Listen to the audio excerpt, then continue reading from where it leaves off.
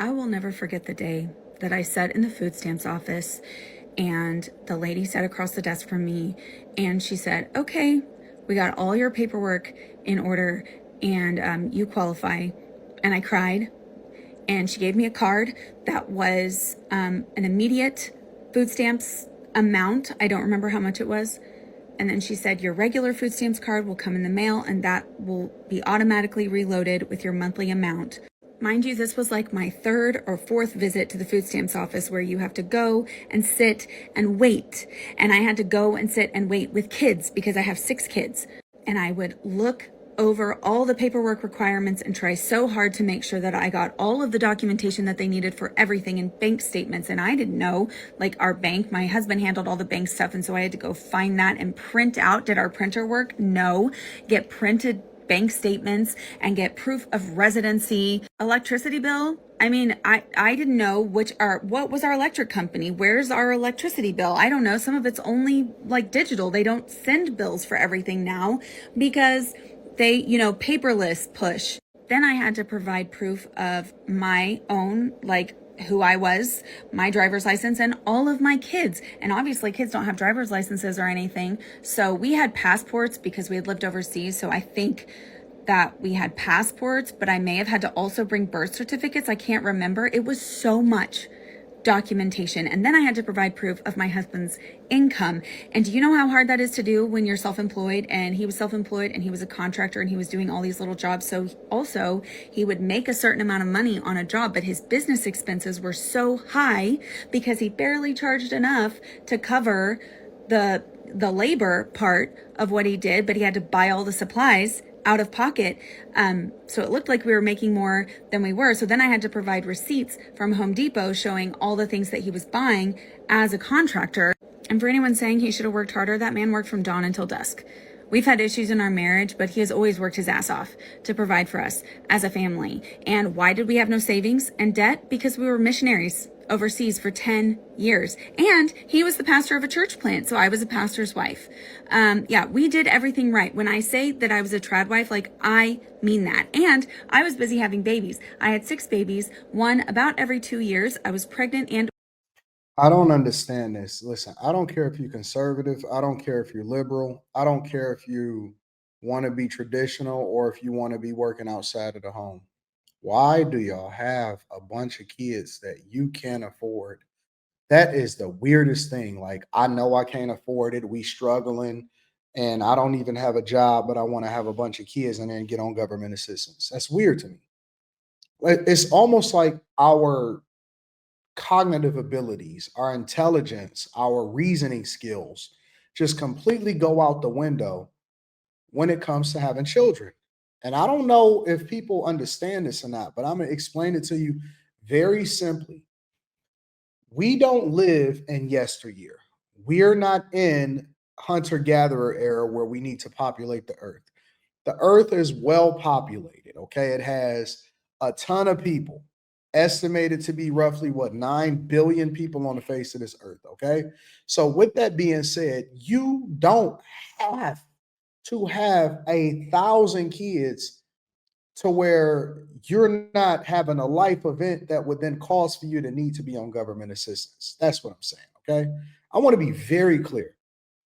I almost believe at this point, because you have to change with the times, you have to evolve with where we are in society. And don't get me wrong, I think that kids are a blessing. I think that kids are absolutely awesome. But then you almost have to evolve with the times. It's because if a lot of people are saying that they can't survive on their own, right? And I'm talking about like just single people.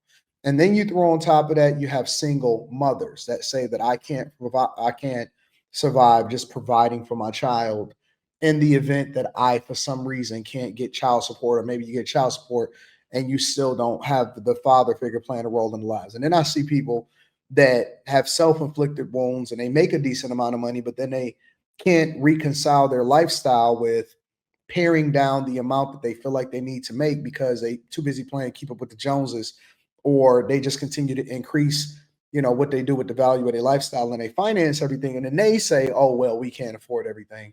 So I almost believe there needs to be a threshold where not only you have to prove that you're a responsible adult, but then on top of that, prove that you can take care of that kid without government assistance in order to validate whether or not you should be able to have a child. Because there's people that's out here having 2, 3, 4, 5, 6 kids, and they can't even take care of them. This is not the time of yesteryear where people should just be able to keep on, keeping on, having children that they can't take care of. And then we come to find out that 42 million people allegedly, supposedly is on food stamps and that they're going to be struggling with a hunger crisis because they can't feed themselves and they too dependent on the federal government as their father. You know what I'm saying? Like, why? You're a missionary overseas. Your husband clearly demonstrated an inability to charge the right amount, even though he worked hard, and congratulations for him for working hard. But why keep popping out kids and y'all know that y'all can't take care of them? Just because you're a trad wife don't mean that you earn enough to be able to live this lifestyle. This is crazy. Or nursing for 13 and a half years of my adult life. And we qualified for some of the highest amount on SNAP benefits. I don't remember how much we qualified for, okay? Because I was completely overwhelmed with life. But I know that I had a baby that was under 2 that was nursing, but with 6 kids in a single income family with no savings and a lot of debt, we qualified for like the highest. It was never enough. Every single month, it was never enough. And you know what? SNAP benefits don't cover paper towels. They don't cover toilet paper. They don't cover paper plates. They don't cover hot food. So if you just wanted to get a rotisserie chicken for an easy dinner, that's not covered by WIC. So that's $10. If you don't have $10 in your account, you can't get a rotisserie chicken. You can't get shampoo. You can't get hand soap. You can't get hand sanitizer. This was during COVID, right? You can't get masks. And listen, I was a stay-at-home mom. Could I have gotten a job? Not with a 2-year-old.